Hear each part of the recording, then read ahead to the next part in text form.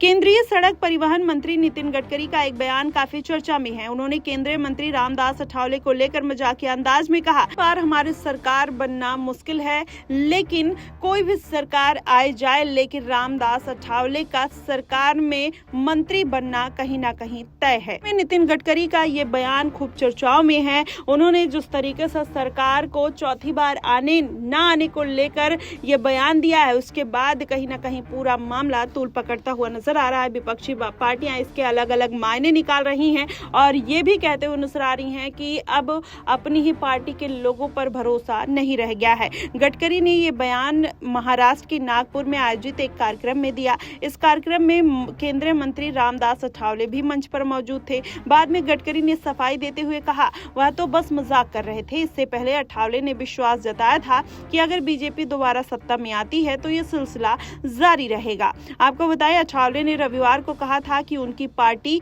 RPI, जो महाराष्ट्र की सत्ताधारी महायुति सरकार में सहयोगी है, और वह आगामी विधानसभा चुनाव में कम से कम 10 से 12 सीटों पर चुनाव लड़ने का मौका चाहती है। अठावले ने कहा कि आरपीआई अपने चुनाव चिन्ह पर चुनाव लड़ेगी और विदर्भ में 3 से 4 सीटों की मांग करेगी, जिसमें उत्तरी नागपुर, उमरेड और यवतमाला में उमरखेड़ और वासिम शामिल है। आपको बताएं, अठावले की पार्टी महायुति गठबंधन का हिस्सा है, जिसमें बीजेपी मुख्यमंत्री एकनाथ शिंदे के नेतृत्व वाली शिवसेना और अजीत पवार की एनसीपी भी शामिल है।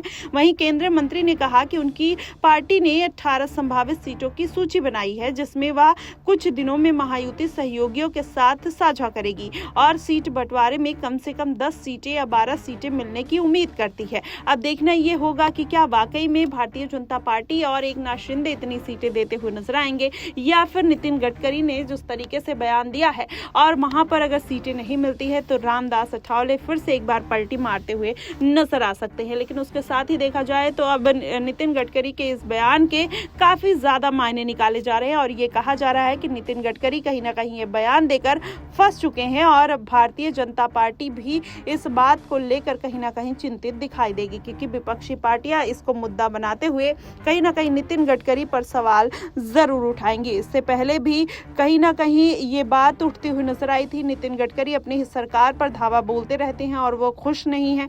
ऐसे में उनका ये मजाकिया अंदाज कहीं ना कहीं विपक्षी पार्टियां सीरियस लेते हुए नजर आ रही हैं। अब देखना यही होगा को इस बात का कितना बड़ा झटका लगता है, क्योंकि कुछ दिन पहले नितिन गडकरी जिस तरीके से विपक्षी पार्टियों को लेकर नहीं बल्कि अपनी ही पार्टी पर निशाना साधते हुए नजर आते हैं। वहीं सुब्रमण्यम स्वामी की बात करें, वो भी भारतीय जनता पार्टी की नीतियों को और पीएम मोदी को क्रिटिसाइज करते हुए नजर आते हैं। बीच में ये भी अटकलें लगाई जा रही थी कि नितिन गडकरी पार्टी छोड़ सकते हैं, लेकिन नितिन गडकरी ने कहा कि उनको पद का लालच नहीं है, वो कहीं भी पार्टी में पद की वजह से नहीं जाएंगे, वो अपनी पार्टी में ही बरकरार रहेंगे। जो जिम्मेदारी पार्टी की तरफ से जो उनकी जिम्मेदारी पद के लिए बनती है, उसका कार्यभार भी संभालते हुए नजर आएंगे। ऐसे में कहीं ना कहीं अब ये बयान चर्चाओं में आता हुआ नजर आ रहा है। इसका कितना मुद्दा बनेगा, ये देखने वाली बात होगी।